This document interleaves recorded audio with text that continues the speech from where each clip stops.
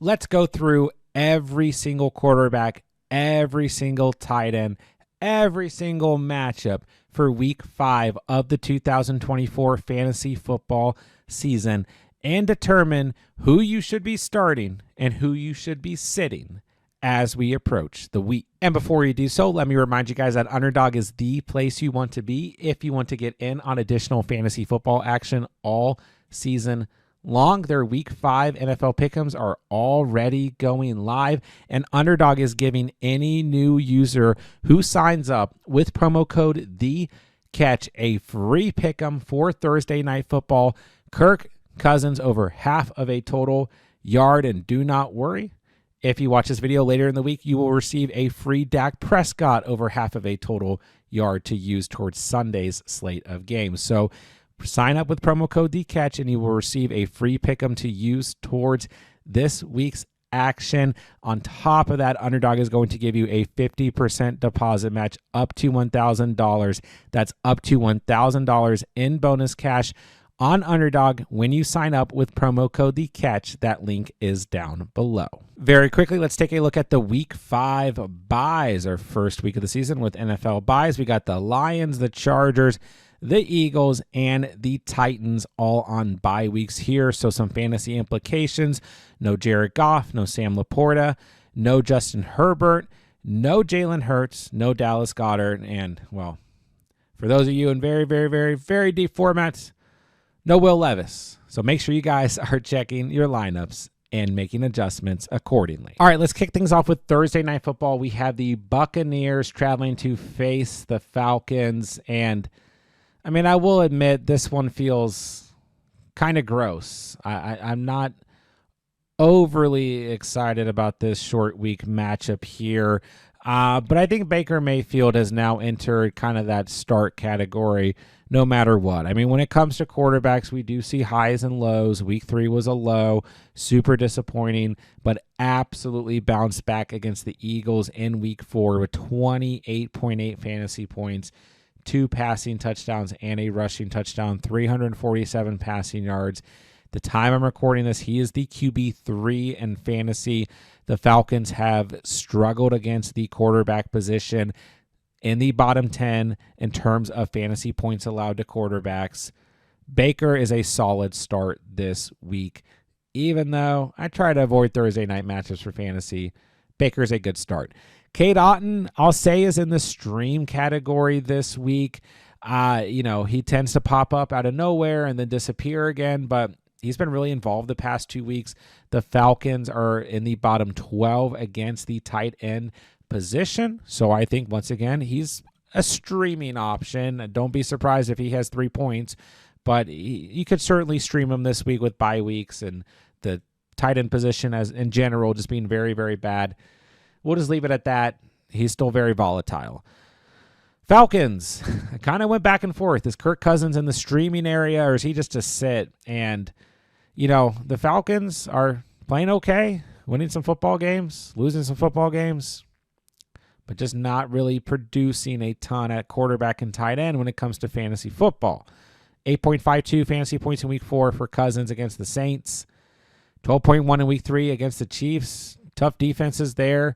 What's he going to do this week? I think he's maybe close to a streaming option with the Bucs giving up the 26 most fantasy points to the quarterback position, but I just don't feel so great about it. I don't think I have a lot of confidence. Even with bye weeks, I just don't think you're going to be forced to start Kirk Cousins this week. We don't have a ton of quarterbacks on bye this week, so it's not really the same when you look at wide receiver, running back, where maybe you need more options. Cousins, just a sit for me. I'm just going to leave it at that. You'd have to be desperate. Like super flex double quarterback, sure, you could start him, but even then I don't feel that great. Kyle Pitts, just going to be a sit for me, dog. I just, listen, maybe you have to start Kyle Pitts. Maybe. I don't know anymore, guys. I don't know that I can do it. The Bucs are top 10 against the position on the year. He's somehow the tight end 12 right now. That's how bad tight ends are right now. I just can't do this. I can't keep doing this. 11.6, 5, 7.9, goose egg in week 4. You take away the touchdown he had in week 1, he's done nothing this year. I mean, literally, he has 8 receptions on the season. That is somehow still good enough to be the tight end 12 in fantasy football right now. Just 105 receiving yards on the season. It's just been gross here. I have no interest in Kyle Pitts. Find a streaming option. It can't be any worse. If you're forced to start him, okay, but how much longer are we going to force ourselves to start, players like Kyle Pitts and Mark Andrews who are just not producing in fantasy football when there's at least streaming options out there that might get you 6 or 8 points? You'd rather have those 6 or 8 points than this low ceiling that some of these starters are playing at. So Pitts, I'm just over this week. Maybe this is an overreaction, but he's a sit for me going into week 5. Next up, we have the Jets traveling to face the Vikings. Let's start with Tyler Conklin, who I have as a streaming candidate.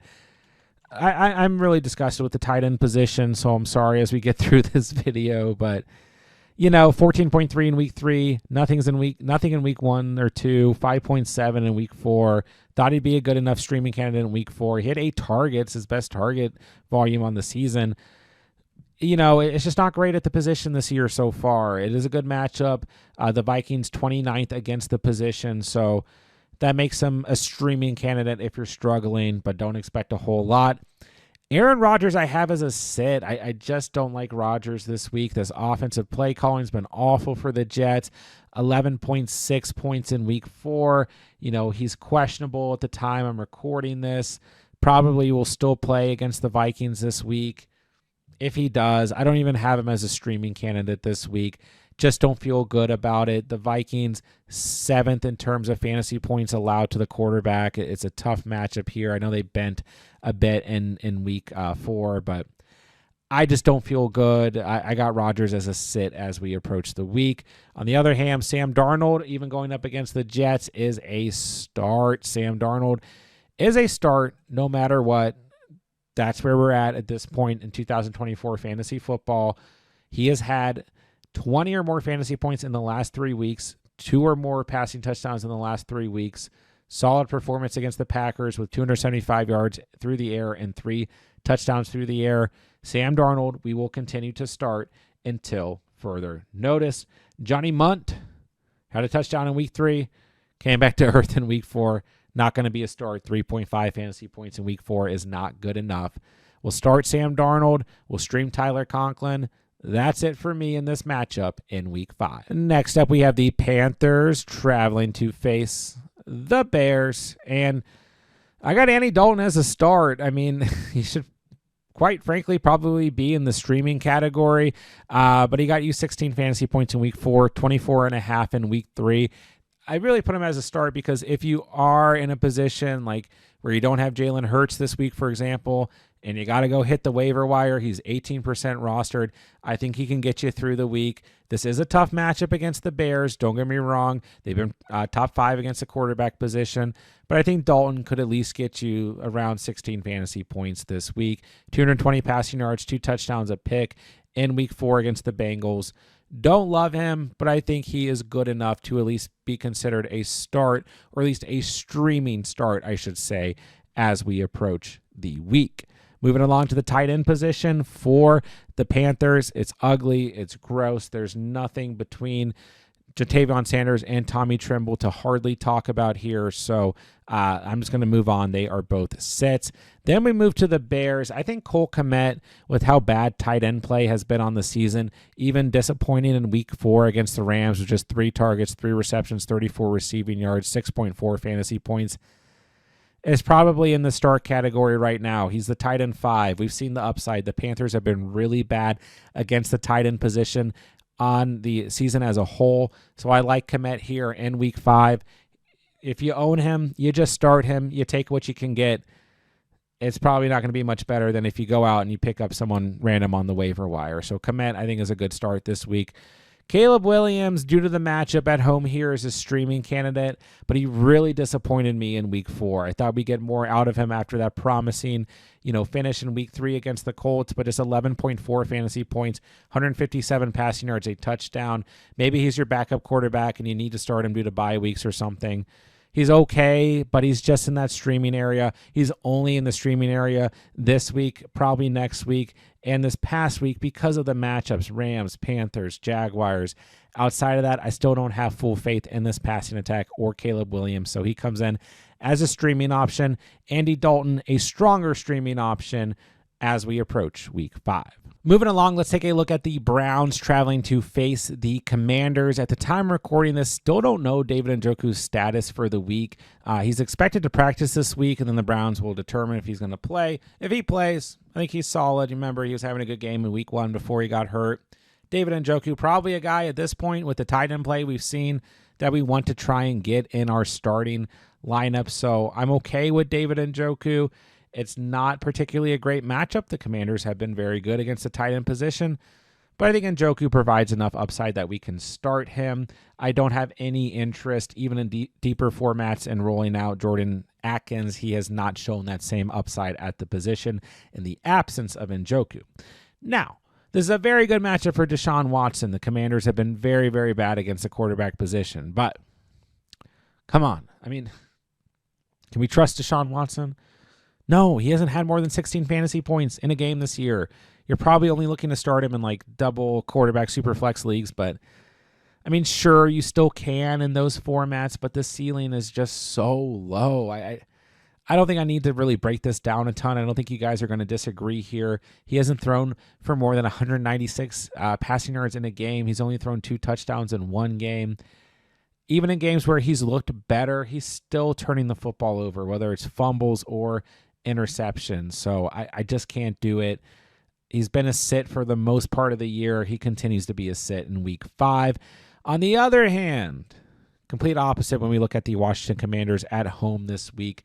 Don't care about the matchup, and the Browns have been far poorer defensively this year, but Jaden Daniels is a start no matter what. We're just, the only reason we will be sitting Jaden Daniels for the rest of the season is if he is hurt.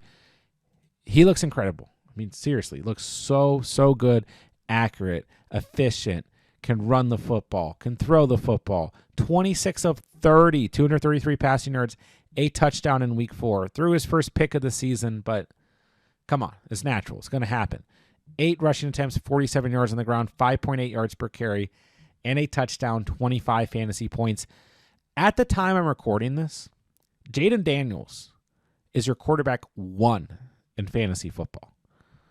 Let's just leave it at that. He's a start. Zach Ertz has been very good. Tight end play has been down, as we've talked about.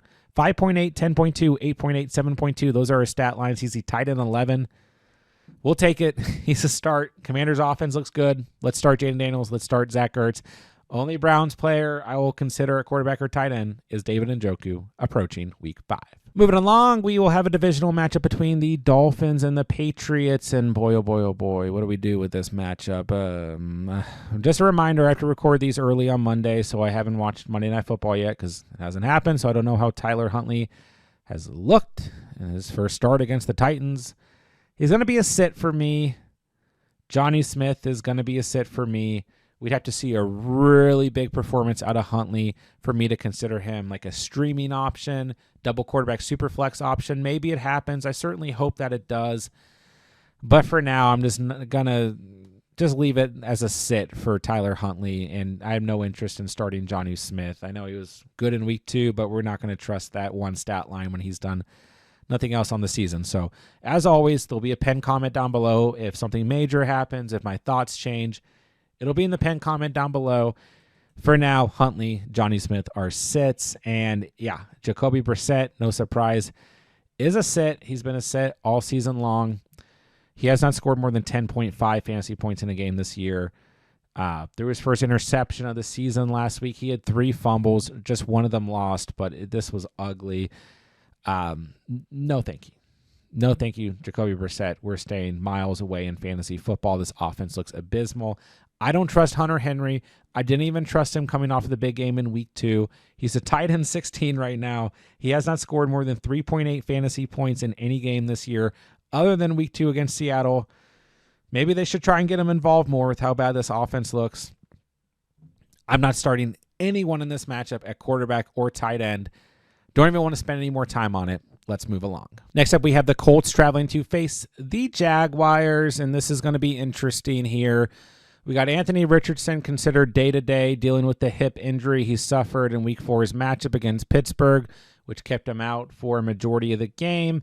We saw Joe Flacco come in, look very sharp, 16 of 26, 168 passing yards, 2 tutties, 15 fantasy points. So how do we evaluate this? It just completely is dependent on Anthony Richardson's health. If Richardson plays, I'm not giving up on Anthony Richardson. I think against this Jaguars defense, we can still start Anthony Richardson if he's the guy.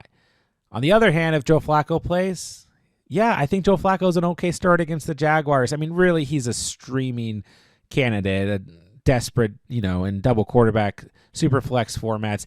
You'd have to be in a really tough spot in a single quarterback league.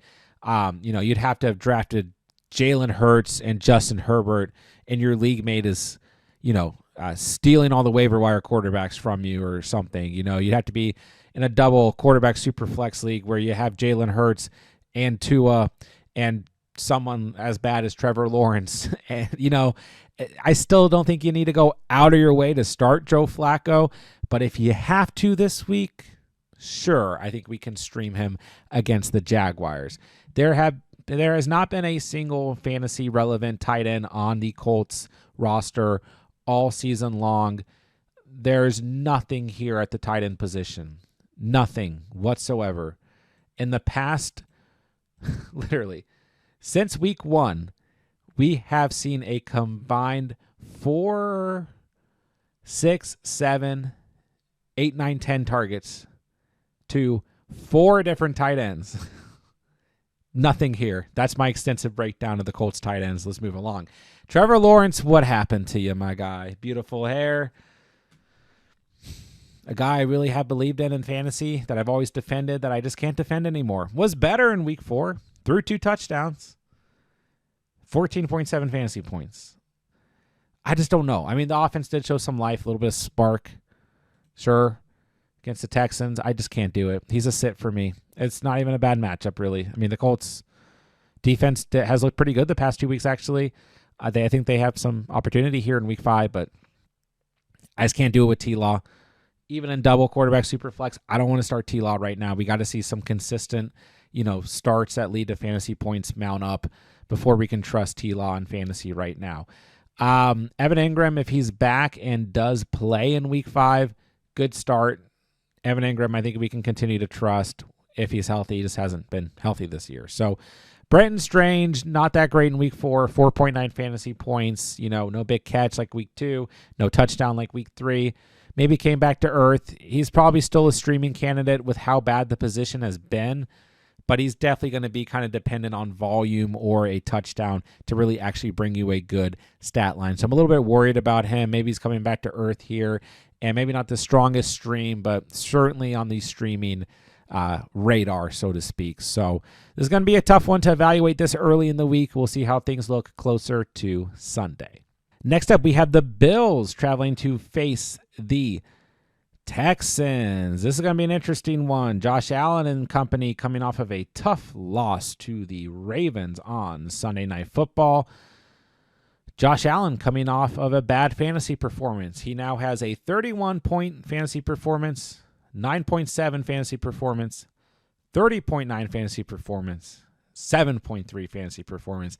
And this was a game where you got hit a couple times. You kind of held your breath.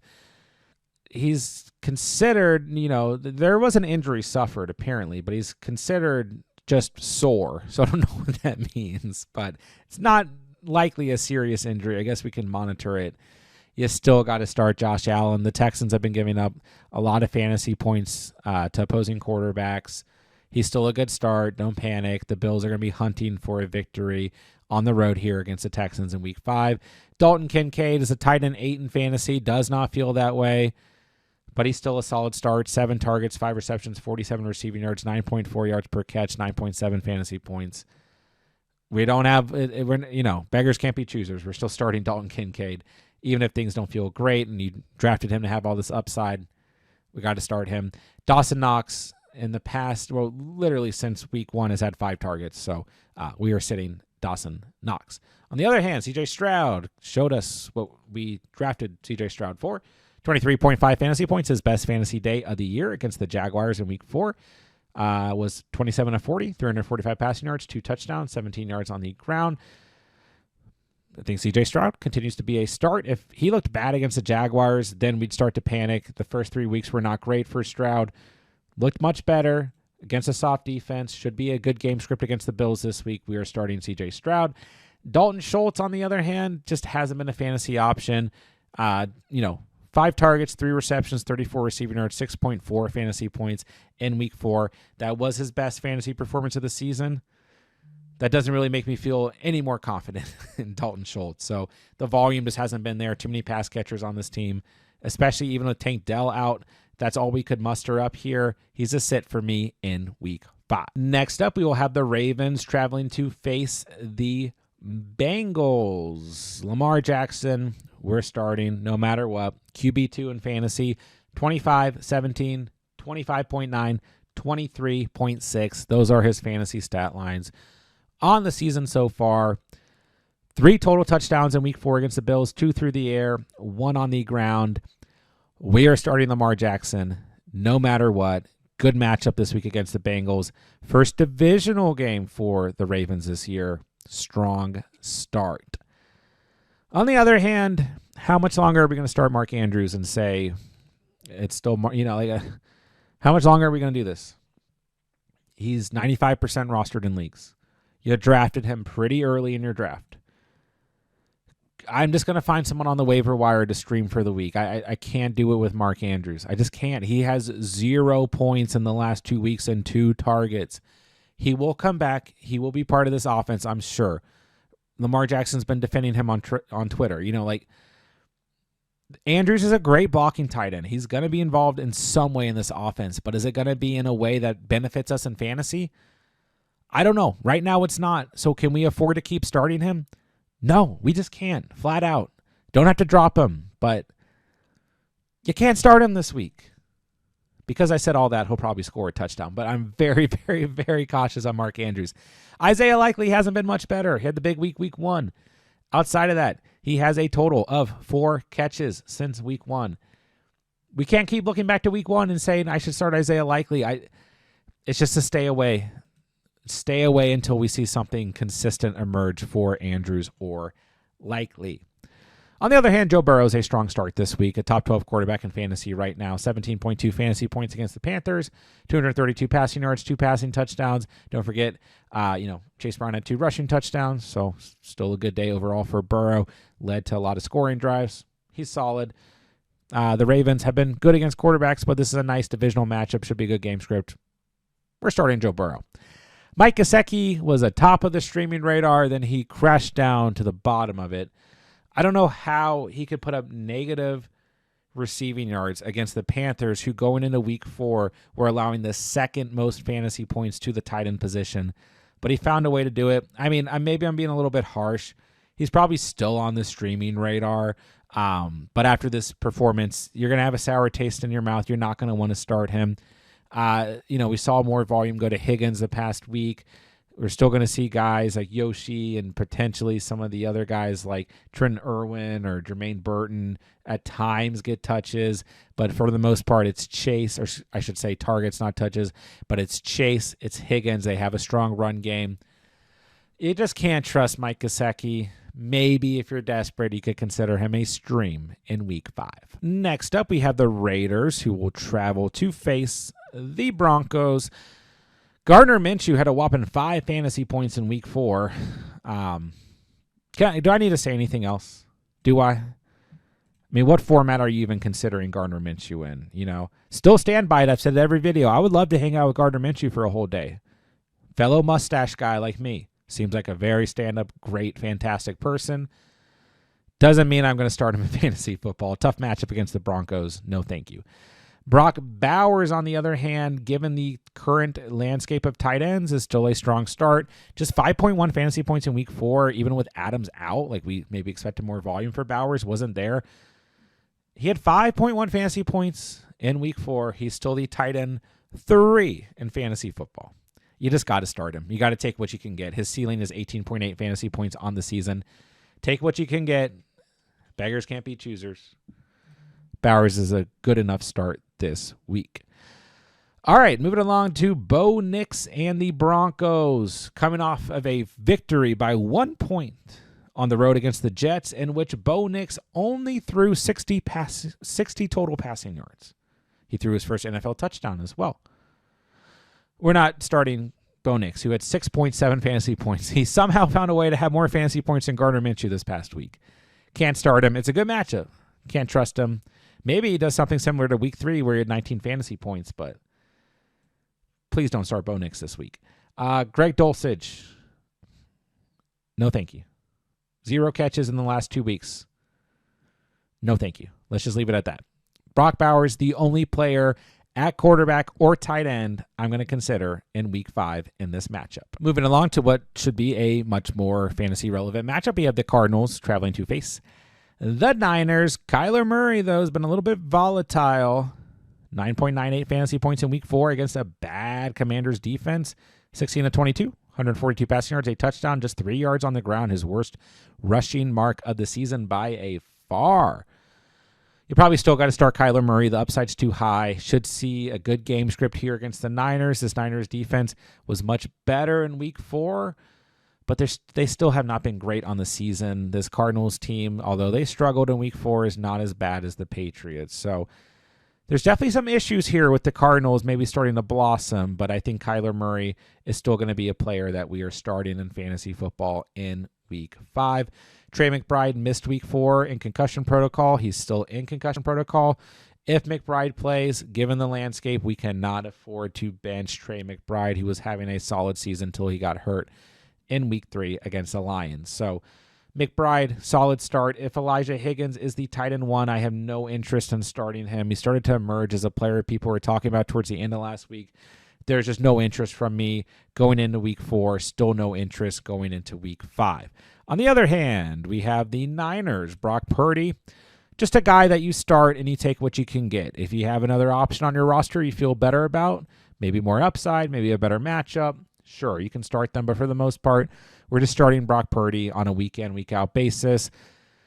The floor has not been fantastic this year, but I think it's okay against a Cardinals team that has struggled against not just quarterbacks, but passing in general. So I like Purdy this week. George Kittle had a good game, got a little banged up, came back. Looks like he's okay, but he has been deemed questionable in day-to-day. If he plays, he's still a solid start. He missed week 3. This is how bad tight ends are this year. He's the tight end 2 right now, okay? 8 points, 20.6 points, 14.5 points, 2 touchdowns on the season. Great touchdown against the Patriots. Very, very, very nice catch.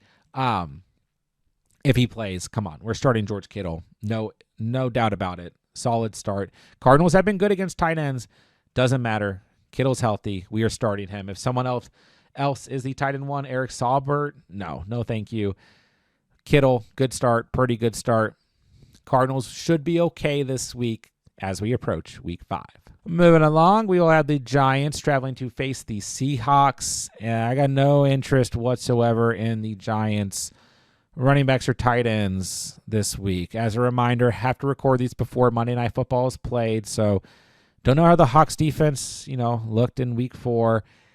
Daniel Jones struggled in week 4, though. Threw a pick, no passing touchdowns, 29 of 40, 10.5 fantasy points.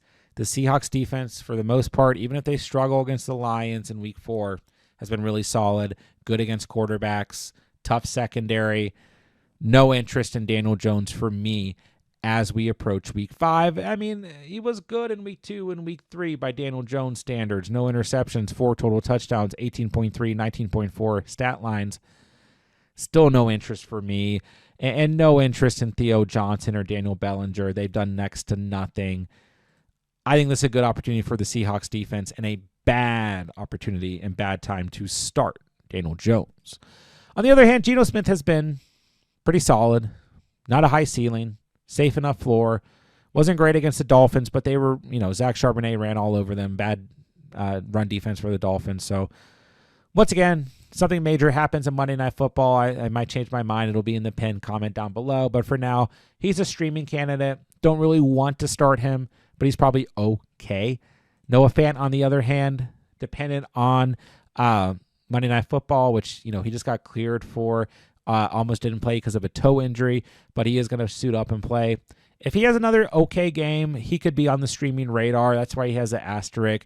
He was okay in week 3, got you 12 fantasy points, 6 targets, 6 receptions. Outside of that, 3.1 or lower in the first 2 weeks. So if he has another solid game and you're desperate, I think he could be a streaming candidate.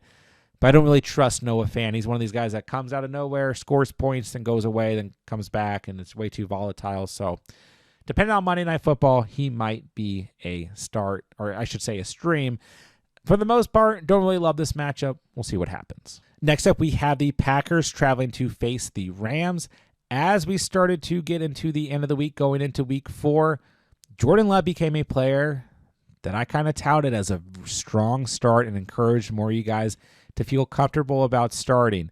It's a little bit of hesitation coming off the injury, but as I said, if you guys go back and watch Sunday morning's video or Sunday morning's live stream, I really opened up to the fact that I thought there was going to be points scored between the Packers and the Vikings.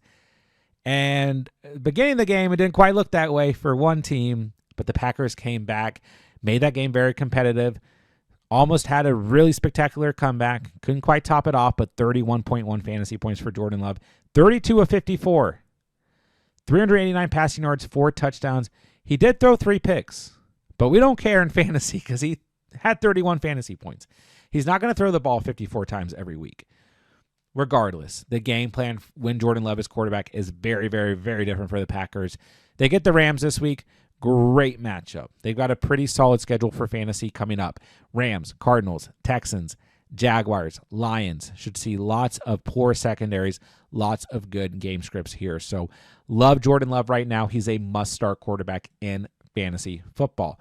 And I feel so good about Jordan Love again in week 5. I would head straight to Underdog and hit the over on his passing yards. Against this Rams defense, it's only sitting at 249.5 passing yards. He hit that mark strongly with 389 against Minnesota this past week, and he hit that mark with 260 in week 1 against the Eagles. He has another luxury defense to throw against in the Rams this weekend. I would smash the higher on this line, and don't forget, all new users on Underdog who sign up with promo code TheCatch are going to get a free pick 'em this week.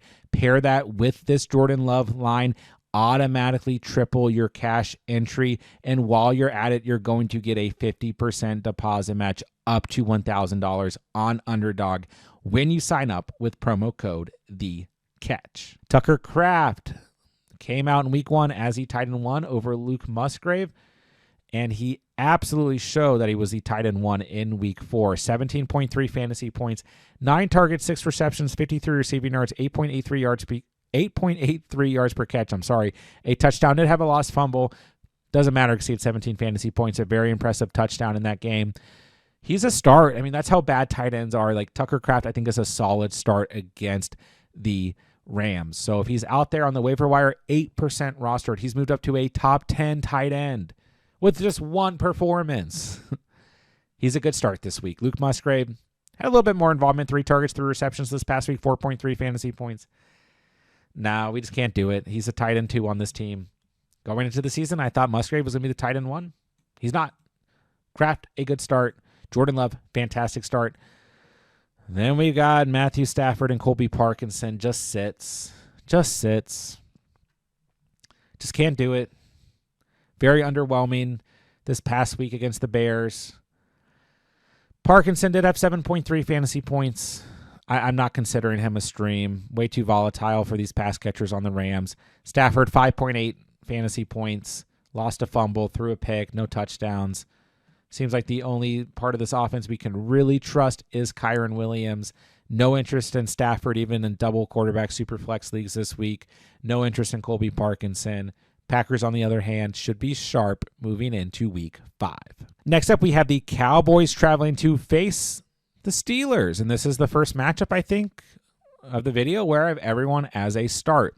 It's not a great matchup for the Steelers, but I kind of get the feeling here Sunday Night Football, not a great matchup for the Cowboys going up against the Steelers. I'm sorry. But I get the feeling Sunday Night Football, we saw the Steelers bend a little bit in week 4. Cowboys coming off a game where they weren't like particularly great, but they certainly weren't bad. I think we could see some points scored here. It just feels like one of these matchups, Cowboys-Steelers, come on, this is what football is about, right? 16 fantasy points for Dak in week 4, 2 passing touchdowns. He's a QB7 in fantasy. Hasn't been great. Had a high ceiling in week 3. Outside of that, hasn't been great, but was okay in week 4 on a short week. I'll take Prescott as a start this week. I think if you own him, you're probably in a position where you got to start him anyways. Jake Ferguson, while he was injured, encourage you guys to go out and target him as a buy low candidate.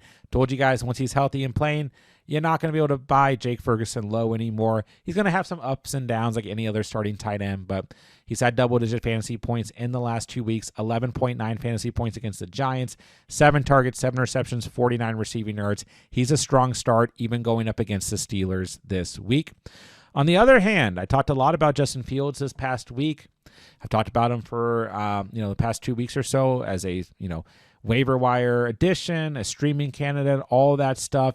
Talked about him going into week 4. If you've been watching the Steelers, this offense just slowly opening up a little bit more and more. Fields doing a little bit more and more every week. I kept saying week 4 might be the week where he pops. He matches up well against this Colts defense, but I did not expect him to have a total of 31.9 fantasy points, nearly 32 fantasy points at 31.98. But 312 passing yards, a passing touchdown, 55 yards on the ground, 5.5 yards per carry, and 2 touchdowns. Overall, even if the Steelers lost this game, it felt like a victory with how good Justin Fields played in this game. So, at the end of the day, from a pure fantasy perspective, going up against the Cowboys is another team that has struggled against the run. I think that Fields is a really strong start this week. He's currently sitting as the QB6 in fantasy football. Super strong start. Like Fields, he's 42% rostered right now. If your quarterback's on bye week and he's available in your league, he is your top waiver wire priority this week. On the other hand, Pat Freiermuth scored a touchdown in week 4. He's a tight end 6 right now in fantasy football. Basically, my viewpoint on Freiermuth so far on the season has been if you own him, start him. And I just kind of left it at that. The floor has been there. 6.7, 7.9, 7.3. He scored a touchdown this past week, 16.7. It's not pretty at the position. Like I said, he's a tight end 6. If you own him, you're just going to have to start him unless you have another tight end on your team that you feel better about this week. So Freiermuth is a start. Ferguson's a start. Fields and Prescott are starts. Hoping for some fireworks on Sunday Night Football. We'll see what happens. Last but not least, let's take a look at the Saints traveling to face the Chiefs in Arrowhead. And we got 2 good defenses. We got problems with the offenses. Taysom Hill suffered a rib injury after missing week 3. He did play in week 4. He found a way to score a touchdown and have 14.4 fantasy points. So I guess you can stream him. Everyone who asked me about Taysom Hill going into week 4, I said I'm not doing it. He's a sit. It's too volatile. I'm staying away. And then, of course, he does what Taysom Hill does best, So sure, if he's healthy, you want to start him. You want to consider him a stream this week with a couple tight ends out. Okay, do it. But the risk is in your hands, and I'll leave it at that. Derek Carr has come back to earth in the past 2 weeks and looked like the Derek Carr that we expected to get this season. Baker bounced back in week 4. Derek Carr did not bounce back in week 4. He's going to probably start to get dropped in more leagues. It's a tough matchup against the Chiefs. I'm not completely out on Carr on the season fantasy-wise, but I don't feel very confident in this matchup at Arrowhead. So I'm going to put Carr as a sit this week. We'll see what happens. As in terms of Juwan Johnson or Foster Moreau, just no thank you. 3.3 points for Juwan Johnson in week 4. 0 points for Foster Moreau in week 4. Not touching these guys who both scored a touchdown in week 1, but not touching them whatsoever as we approach the week.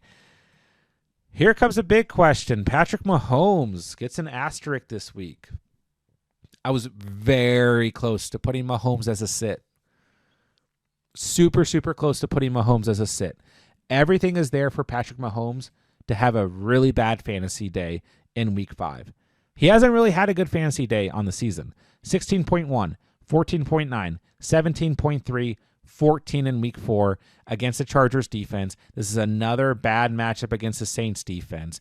Last week he threw for 245 passing yards, a touchdown and a pick, 12 yards on the ground. Loses Rashee Rice. What do we do here? What do we do here? If you drafted Mahomes, you drafted him as like the QB 2, 3, or 4 in your draft. We were expecting so much more. Not all this is Mahomes' fault, though. Hollywood hit IR in the preseason. Pacheco straight to IR early in the season. Maybe the Rashee Rice part is Mahomes' fault. Awful. I shouldn't say that, but now Rashee Rice at least going to miss week 5. We don't have a full diagnosis at the time recording this, but probably not good and probably going to miss the season. So not all this is Mahomes' fault, but the ceiling certainly has not been there that we were expecting out of this offense or Mahomes this year. So it's a bad matchup. The Chiefs are at home. This is still Patrick Mahomes. This is still an Andy Reid offense. You still got some playmakers here. Xavier Worthy did okay as a wide receiver 1, but he still only had 4 targets in week 4. No, he had the big catch, but you take that away. It's like, he sealed the game with that late catch in the game, but you take away the big play, we don't have anything from Worthy from a fantasy perspective. So Mahomes is very close to a sit. If you got another guy on your roster, you got a guy like Baker or Sam Darnold, you're going to go with them this week for sure. I'm worried about Mahomes. For what it's worth, he's still the QB 14 in fantasy, but with QB play right now across the league, that is not a good mark for fantasy football. So I'm erring on the side of caution with Mahomes in week 5. Let me know what you guys think. Travis Kelce, though, everyone said he's fat. He's partying with Taylor Swift. He sucks. I mean, I've seen so many things about Travis Kelce in the past few weeks. And it's just like, there's new pass catchers on this team. They try to preserve Travis Kelce. Yeah, anyone who really watches football understands that we just got to pump the brakes here a little bit with Kelce. Definitely didn't look himself the first 2 weeks, but he wasn't even that bad in week 3, all things considered. He only had 5 targets. He caught 4 of those for 30 yards and had 7 fantasy points. They need to get him more involved. They need to get him more involved in the red zone, which will probably happen now with Rashee Rice injured. And in week 4, Kelce was very solid. 15.9 fantasy points, 9 targets, 7 receptions, 89 receiving yards. With the amount of injuries on this team, Kelce will be more involved. So if you are doubting Kelce, this will be the time to really put that to the test, because they will get him more involved. There's no option to not do so. So Kelce will be a start even in a tough matchup. If Kelce, had under 10 fantasy points in week 4, he might kind of be in that same area, but Kelce's going to be fine.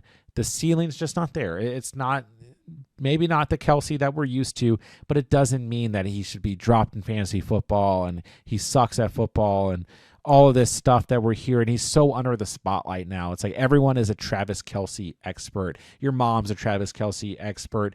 The lady who at your local coffee store knows everything about Travis Kelce. Let's just try to stick to football here and stay focused and understand that the Chiefs have started to utilize Travis Kelce under the past year or so in a little bit of a different way. He was still very solid in fantasy last year. And like even last year, dropping from the tight end 1 or 2 to the tight end 3, people were panicking. Travis Kelce has been the tight end 1, 2, or 3 every year since 2016. He's been a top 10 tight end in fantasy every year since 2014. We can cut him a little bit of slack, okay? He's an okay start this week with how bad tight ends have been across the league. Don't forget that part too. Tight end play across the league has been drastically down. There's my Travis Kelce rant to end the video. Let me know what you are doing if you own Travis Kelce in fantasy football as we approach week 5. That'll do it for today's video. There's every single quarterback, every single tight end who you need to start and sit moving into week 5 of the season. Don't forget, guys, I'm answering all fantasy football questions in the comment section down below. Whatever you guys need, let me know. I will get back to every single comment on this video before Thursday Night Football and before Sunday's action. On top of that, guys, we're going to have everything that you need here on the channel for week 5 of the fantasy football season. Start sits at every single position, must start defenses, must start kickers, an early waiver video, a last minute waiver video, all kinds of content throughout the week, live fantasy Q&A streams for you guys, everything that you guys need to bring home a dub in week 5. So make sure you guys are subscribed to the channel so that you don't miss out on anything. And with that, I'll say thank you guys so much for watching and or listening. And remember, you saw it here on The Catch.